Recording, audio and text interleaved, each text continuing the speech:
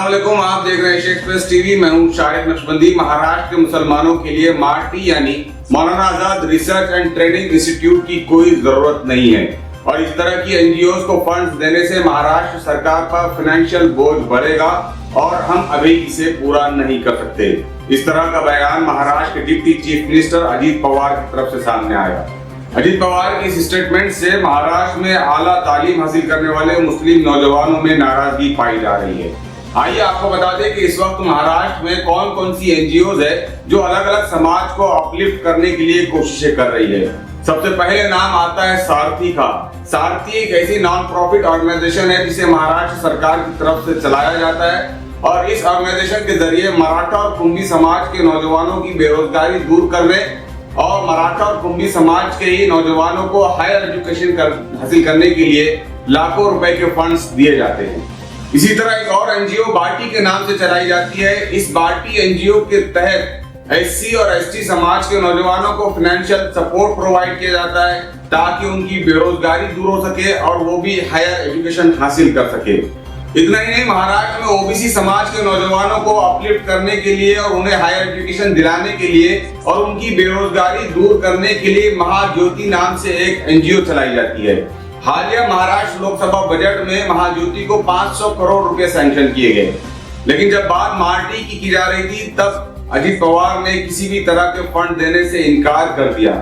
आपको बता दें कि एडवोकेट अजहर पठान और उनकी पूरी टीम पिछले 3 साल से महाराष्ट्र के मुस्लिम नौजवानों को अपलिफ्ट करने के लिए, उनकी फाइनेंशियल कंडीशन को बेहतर बनाने के लिए और उनकी बेरोजगारी को दूर करने के लिए सारथी और बार्टी की तर्ज पर मार्टी का मुतालबा करते आ रहे थे। इसके लिए एडवोकेट अजहर पठान ने और उनकी पूरी टीम ने औरंगाबाद से लेकर मुंबई के आजाद मैदान तक कई मरतबा धरने, आंदोलन और मोर्चे किए, कई मरतबा हड़ताल पर बैठे और हर वक्त इन्हें आश्वासन यानी यकीन दहानी करवाई गई कि आने वाले बजट के अंदर मार्टी को सैंक्शन यानी मंजूरी दी जाएगी। लेकिन जब फंड्स देने की बात आई तो महाराष्ट्र के deputy chief minister Ajit Pawar ने साफ इनकार कर दिया और कहा कि मार्टी की कोई जरूरत ही नहीं है और मार्टी को अगर हम फंड देंगे तो इससे महाराष्ट्र सरकार पर बोझ बढ़ेगा।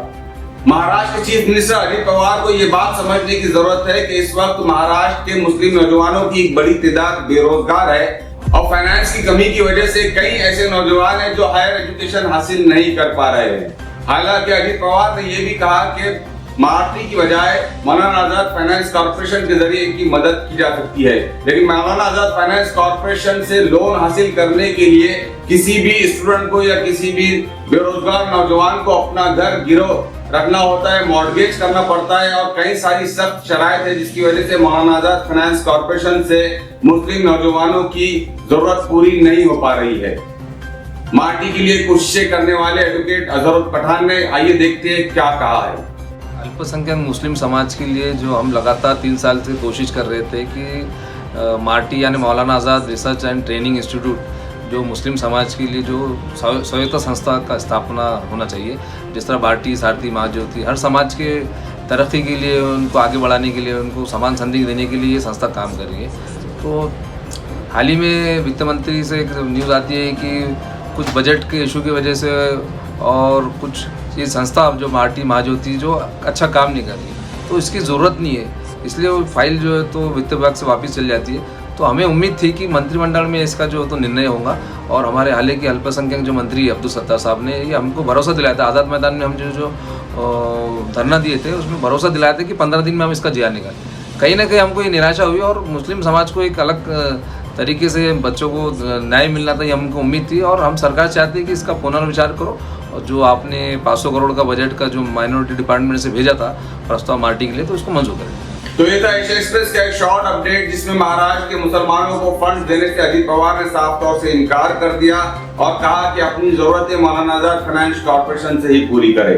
लेकिन चूंकि आने वाले दिनों में इंतखाबात है, इलेक्शंस है और इलेक्शंस के पेश नजर कहीं ना कहीं किसी न किसी सियासी जमात को हर समाज को खुश करने के लिए कोशिशें करनी चाहिए और उसको अमल आवरी भी उस पर की जानी चाहिए। लेकिन शायद अजीत पवार को महाराष्ट्र के मुस्लिम नौजवानों की जरूरत नहीं है, इसलिए उन्होंने इस तरह का स्टेटमेंट दिया जिसकी हर तरफ से निंदा की जा रही है, जिसकी हर तरफ से क्रिटिसाइज किया जा रहा है। तो ये था एशिया एक्सप्रेस का एक शॉर्ट अपडेट। एक नए अपडेट के साथ इंशाल्लाह आपसे फिर मुलाकात होगी।